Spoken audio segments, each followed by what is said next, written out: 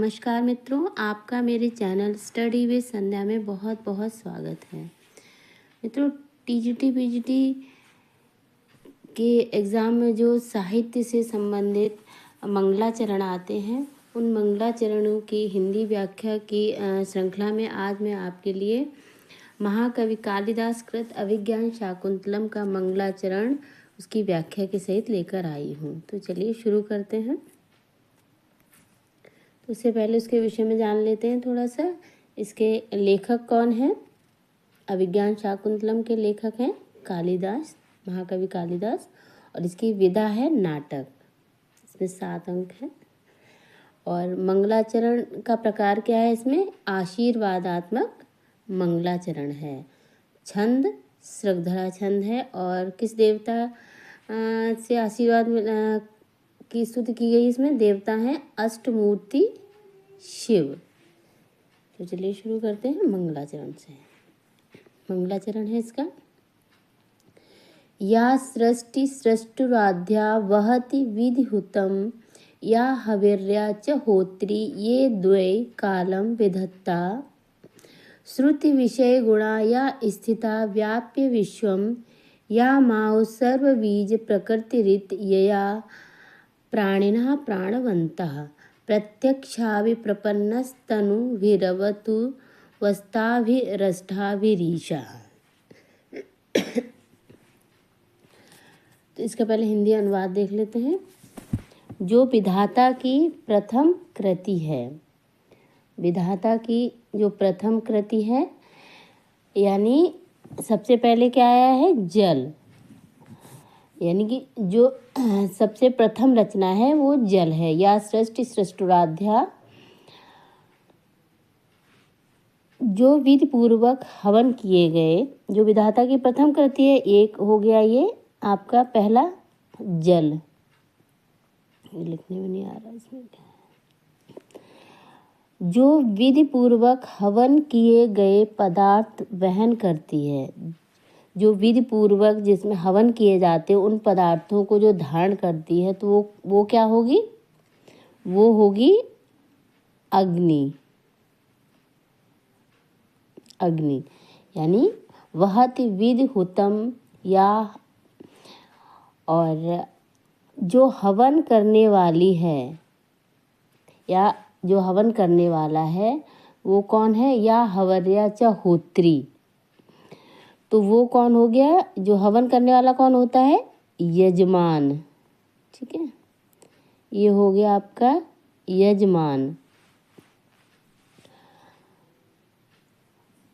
और इसके बाद है जो 2 समय का विधान करती है। अब जो 2 समयों का विधान कौन करता है?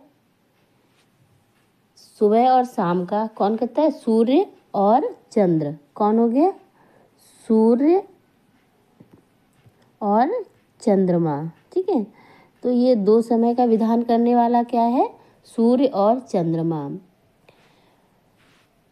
यानी श्लोक में है ये द्वै कालम विधत्ता, जो श्रुति गोचर गुण वाली होती हुई विश्व को व्याप्त कर विद्यमान है। यानी जो श्रुति गोचर गुण वाली होती हुई, यानी श्रुति विषय गुणा या स्थिता व्याप्य विश्वम। यानी कि श्रुति यानी शब्द, विषय गुणा यानी जिसका गुण है, या यानी जो स्थिता यानी विद्यमान है, व्याप्य व्याप्त है, विश्वम विश्व में, तो जिसका जो शब्द गुण है वो पूरे विश्व में व्याप्त है। तो ऐसा क्या है? आकाश। वो होगा आपका आकाश। आकाश। ठीक है। और उसके बाद है जिसको समस्त बीजों का मूल कारण मानते हैं, यानी यमाहु सर्व बीज प्रकृति ही इति, यानी जिसको कहते हैं कि सभी बीजों का जो कारण है। तो सभी बीजों का कारण कौन है? कौन है? पृथ्वी। सभी बीजों का कारण है पृथ्वी।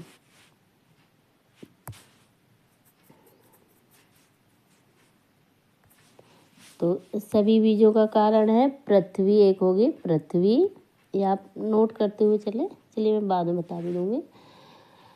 और उसके बाद जिससे जीवधारी हैं उन प्रत्यक्ष 8 देहों से युक्त शिव आपकी रक्षा करें।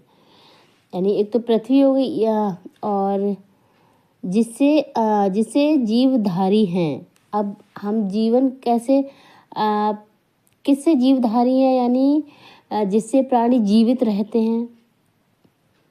तो सोचिए आप, प्राणी किससे जीवित रहते हैं? यदि वायु नहीं मिलेगी, हवा नहीं मिलेगी तो प्राणी कैसे जीवित रहेंगे? तो वायु, क्या हो गया आपका? वायु हो गया एक।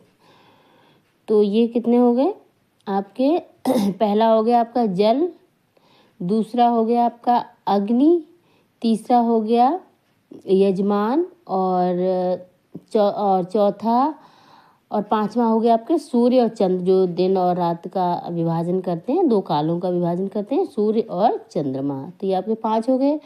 उसके बाद जिससे जो समस्त विश्व में व्याप्त है, जिसका गुण वो कौन सा है? आकाश। शब्द रूपी गुण व्याप्त है वो आकाश।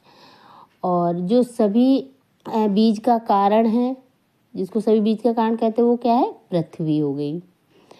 और जिससे प्राणी जीवन धारण करते हैं वो क्या है? वायु। तो इस तरह ये कितने हो गए? 8 हो गए। तो उन प्रत्यक्ष 8 देहों से युक्त शिव आपकी रक्षा करें। यानी प्रत्यक्षाभि प्रपन्नः तनुः विवतु